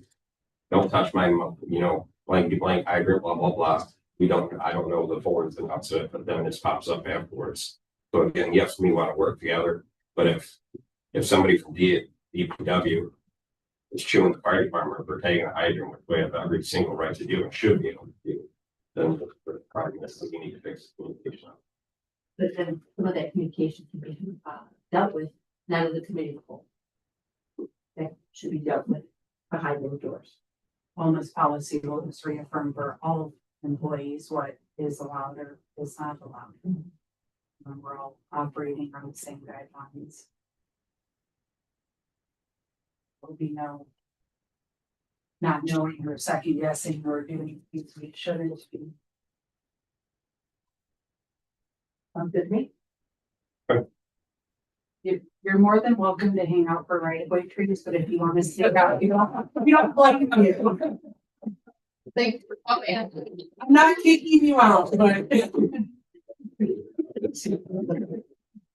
I go with chief?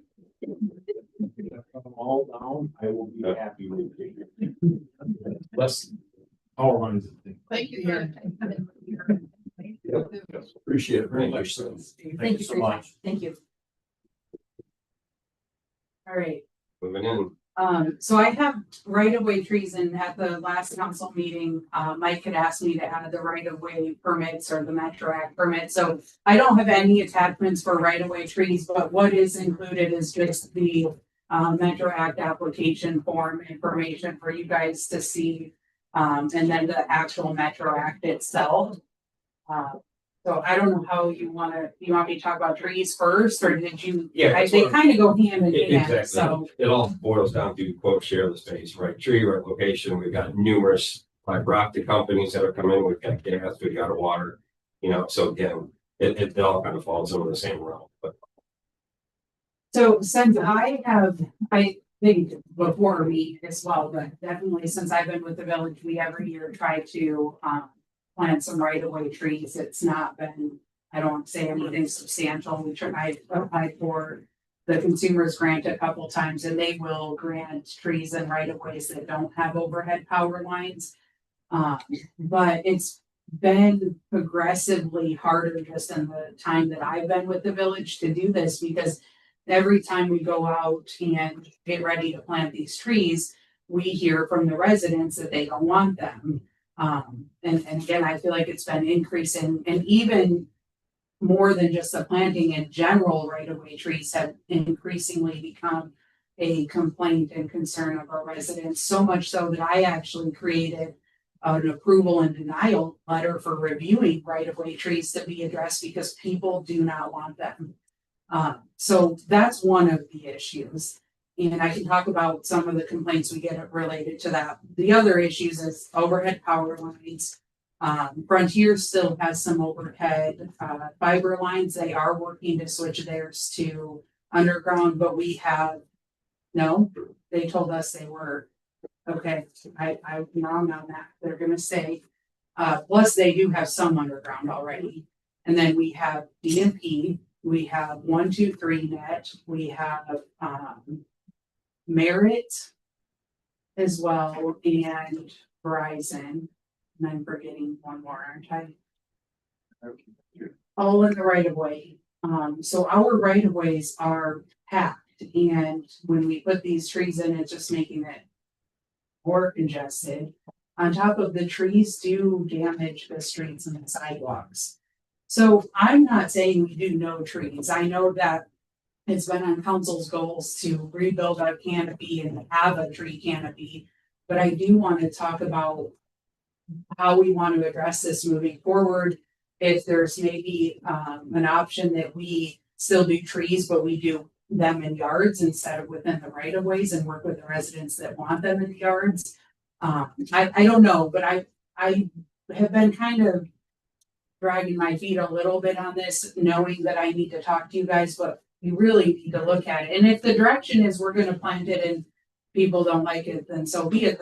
That's what it is. But I need some guidance because every time people call and they don't want them, I don't really have a clear direction or policy or how we're supposed to handle it. We do have an ordinance on trees that says anything in the right of way we take care of, and that it's only removed if the tree is dying or a safety issue. If it is not a safety issue, then residents have the ability to come to council and request that their right of way tree be removed, but that the cost be theirs. So the letters that I've granted when people come and complain about existing trees states exactly that. It cites the ordinance and says they can come to us. And again, the only time we're removing them is it's a dying or dead tree, or again, it's dropped in limbs and things like that. But when the tree's not there and we're going to plant it, do we stick to it and make them? Do we work? I've been working with them, but I'm running out of places to put trees.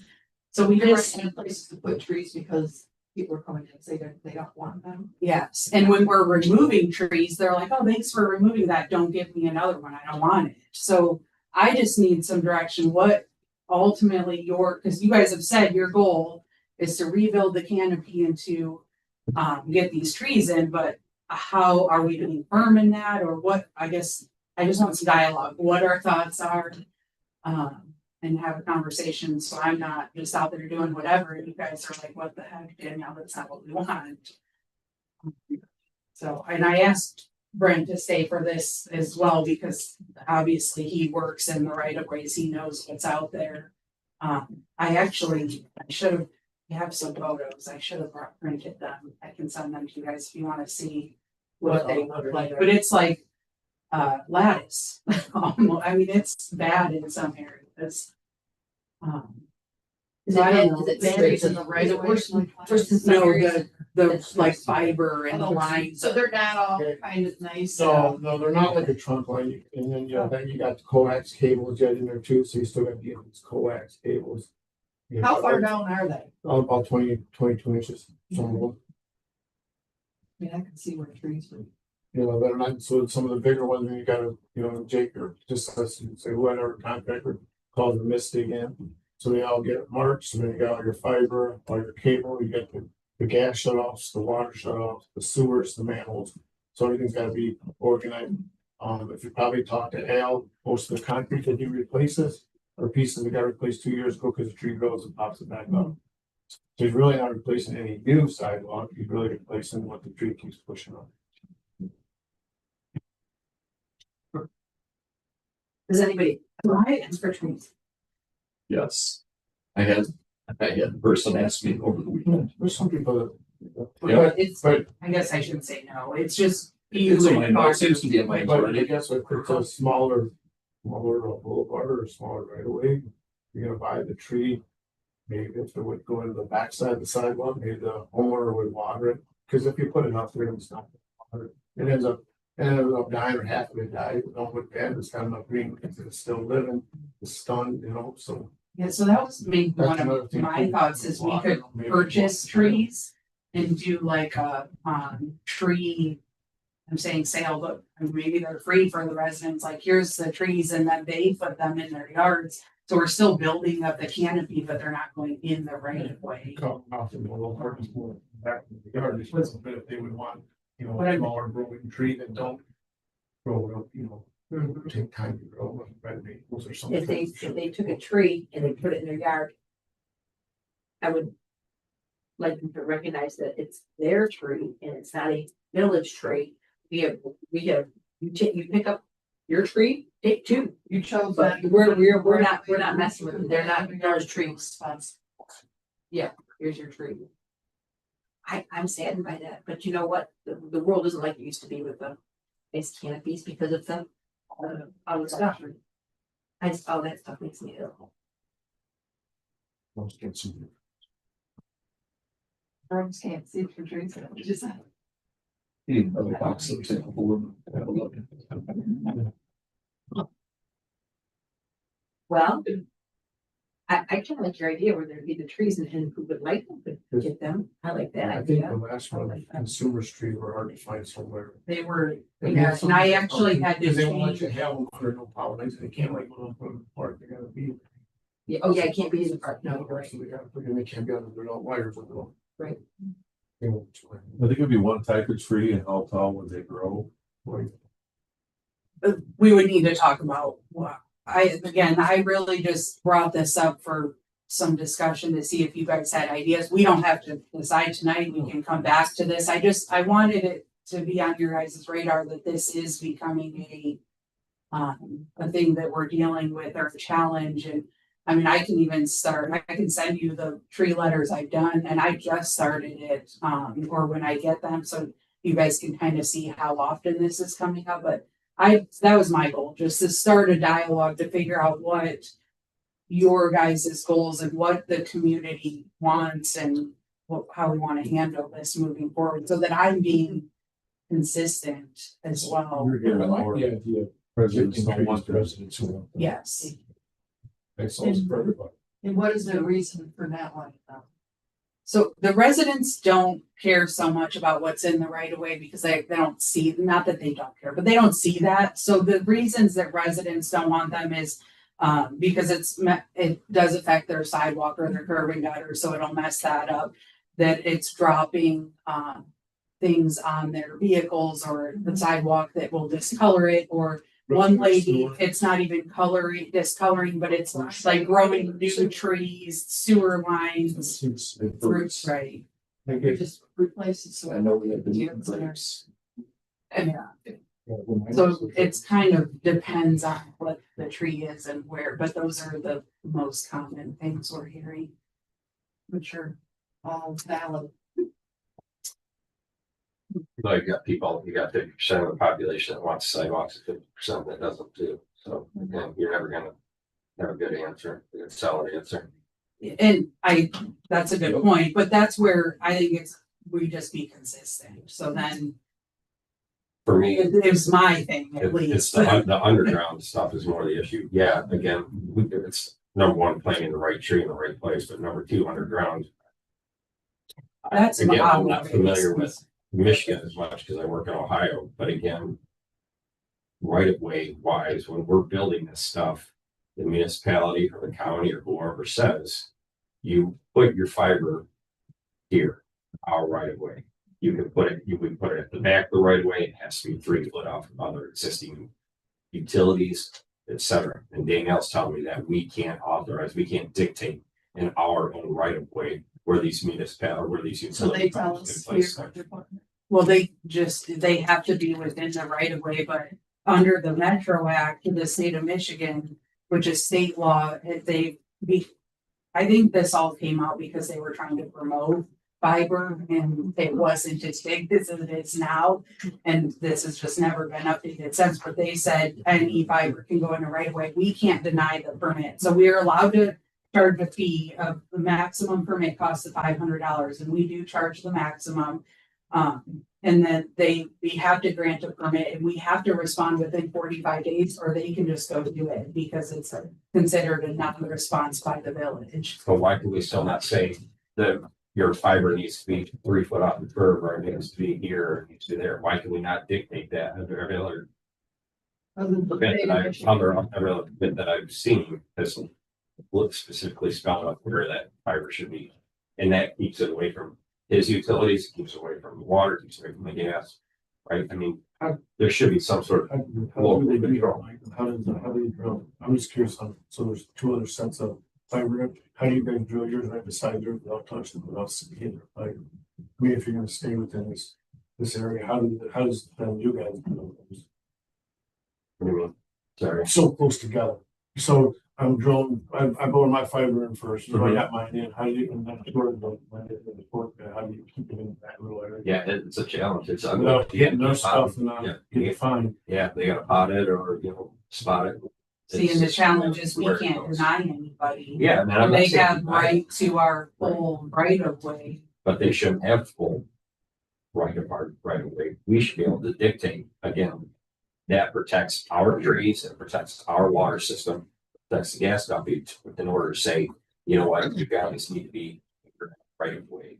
And that gets you out of the conflict, right? They shouldn't just willy-nilly be able to go wherever. And That's what's going on. Yes. yeah, I don't think we can regulate. I can double check and go through this again, and I can also talk to Dave. Okay. And get a legal opinion from him, but my understanding, and this came up, when my first permit that I ever got, I honestly did not know about Metro Act, and I called Dave because I read it, I was so confused. And I wanted to deny the permit. He's like, Danielle, you can't do it, because I'm like, no, we have too much stuff already. And I was a little bit like ramped up about it. So I called David, he's like, you can't deny that's illegal.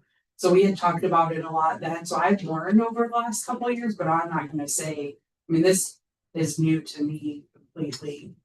When I came to Michigan or back to Michigan. And I know I keep saying, we're not reinventing the wheel, but we're not. Again, there's gotta be other municipalities in Michigan that say, you put your utility here because we've got other things in the right of way. There should be some sort of local control to say, you've got this area. Future wise, if we ever had a subdivision or rebuild, whatever, it would be ideal to say, this is our easement. This is the village right of way where we maintain our stuff. And then behind that becomes a utility easement for privates. And they have to use their own and have their own, and that happens very often in new developments. And then expanding on that, a lot of cleanup, you guys see these companies come through. I broke my ankle on a handhold, like right at the corner there on 223. They put cold patch in there, and where they put like a handhold, and that's settled down right in front of Lena's. You've had that sidewalk torn out for months, right? It looks like crap here.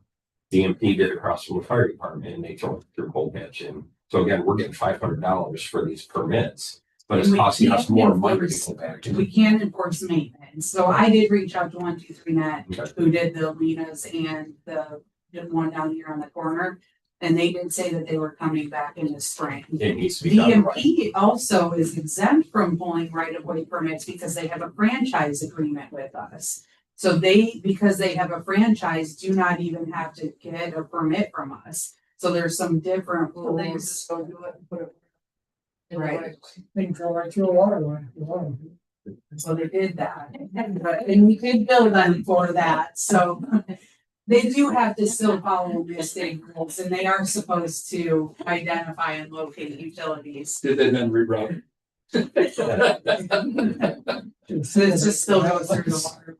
No, just kidding. But again, why should we not have trees? Why should we not have a tree canopy when any other, drive through Ottawa Hills or Tree City, USA, what I mean? These municipalities fall off. So why should we just be like, oh, we're not gonna do it because it's painless? It's definitely doable, right?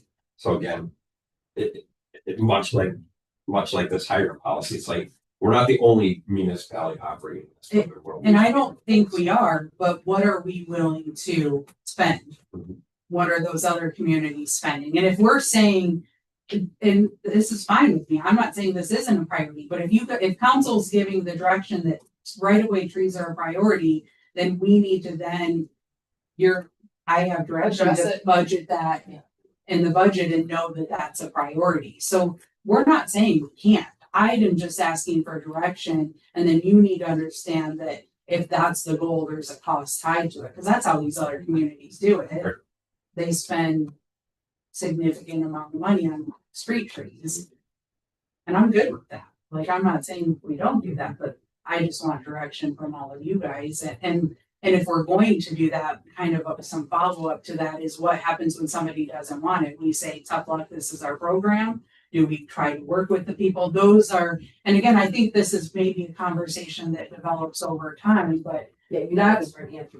right. That's, I just want to begin having some discussions because it is a goal of yours right now, but I want you guys to know kind of the challenges that we're seeing, and then that way we can know how to address them.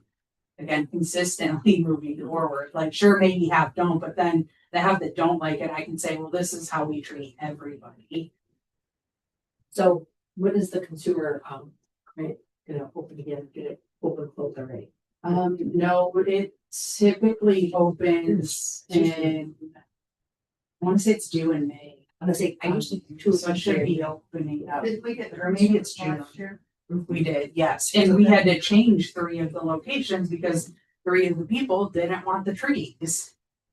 And most of them went on 223, which wasn't even in front of anybody's house. And that, I mean, and I've been copying, you know, how many of those letters I've sent here recently, probably. I know I've been copying, it's been, I don't know, 5 or 6, just in like the last couple weeks, month and a half maybe. And I just started, I really did that because I wanted a better way to kind of track these coming in. I was just having conversations. And I thought that doing something like a more formal tracking would be easier for us to have this conversation. So I can share that with you guys too. Well, I like the tree. I know it's not, but it's great. I I do like sky. I think the trees are awesome. Well, But that whole right of way thing brings up, you know, planting a tree in a right of way now is even more difficult because of the number of lines that run through there. Because they're spaced anywhere from the road, Right. to in some places, the backside Because of the they don't have sidewalk. that jump in June. So it's a tough one. it is. And fortunately, having that back truck, you know, that'll help with locating and that sort of thing. So they'll be able to back down and see what's in here if they're gonna plant a tree or whatnot. But, you know, like 223, you know, MDOT came through and, you know, 10, 15 years ago, whatever, when we did that TD grant, we specifically sat down, we said, we want these, you know, and I get Brent's issue is, yeah, it's popping the curbs, popping the sidewalk, et cetera, right? We kind of picked and chose what happened, right? And then what happened a week later, every tree's gone there, right? Literally no trees were there. So again, right place, right size, right, you know, area, but let's, you know, we shouldn't butcher everything just because it's easier, right? There's definitely value in this stuff. And yeah, it does cost money, but you know, some of us fight for bluff in one way and some of us fight for bluff in another way. So, but again, what's for the greater good, right? The village. I just think that we should be able to dictate where these utilities are putting their lines to not conflict with what we're trying to do. We should be able to. And I would love to have an answer on that because Well, state's taking more and more control away from the local governments across the board for multitude of things. We'll check with Dave and see what he says. I will. And then, I think you should still go with the grant and, I mean, I know in the past you've gone ahead and you've been able to say this is where I want the tree goes, you know, that kind of a thing. Still go with the grant and then, let's see if we can determine when the trees will go, what. Always have a couple of about it. I don't know, I think, I would think there was 15. 15 is the maximum. Okay, I think I would hope that we could find 15 people in this village that would say yes to a tree. Maybe Danielle, I don't know. Maybe it's one of the things you asked. Anybody have an interest for a tree in a right away? yeah, more proactive than Yeah. Yeah. And not saying, And when we Put the get tree there. that number, whatever we're allowed to have, say, we have this many trees. We need the first 15 people to say yes, And that's what we're, That would be a good way to go about it. Just Sure. try, see what, give it a whirl. We've done that way before. Oh, okay, true. it does make sense to not put them back. I get that, but I like the idea of, if people want to put them in the yard, then once they're in their yard, then they're responsible for them. And that's what I thought too, but I guess my thought was it would still help build the It would canopy. build a canopy. We can buy the trees was my thought, like we bought it a bunch and we say residents, you get these trees for free, but they are yours. You put them in your property and they become your trees, but my thought was it still is helping build, but it's not going in right where we're headed. I'd like to try the right ways first, and then I'd like to kind of try that way next. But is that good? Okay, so if we do that, is that going to come back to hurt us with maybe not now, but in 5-7 years, popping sidewalks, causing problems Yeah. for the cables that we got in. So maybe we don't. Are there any right of ways that have a lot of space? No. Then maybe we Yes. don't. Maybe Some get more one than others, some that's more than probably fair. others, but I don't know of any of our right of ways that have a good amount of space. Would you have an idea, Brenda, not right now, but would you have ideas? So when we're, big line, but. Big one now, yeah, fiber doing, then you got all the fiber going to the house, and everybody's that coax and fiber going to the phone. And then some of them. That's some of the things that you say that might be a little more Cause, open. cause some of them, you got like Frontiers fiber and DMP, and if they switch, then you got the both. Oh, no, we're that people. You got, you Well, and know, then I'm just saying. one there's a lot of degree, stuff. that's a fairly large one. They actually ran down Lane Street Yeah. on the And they- back side of the sidewalk because the right of way extends into the yard. So we had people that entire project that were upset because they're like, well, they're on this side of, right, they're on this side of the sidewalk and Yeah, thought they were in their yard. And they could do residential too, and then I think you got another call from somebody else. They did, yeah. They wanna come in here and stop. That's the challenge is you can't, under Metro, I cannot stop them.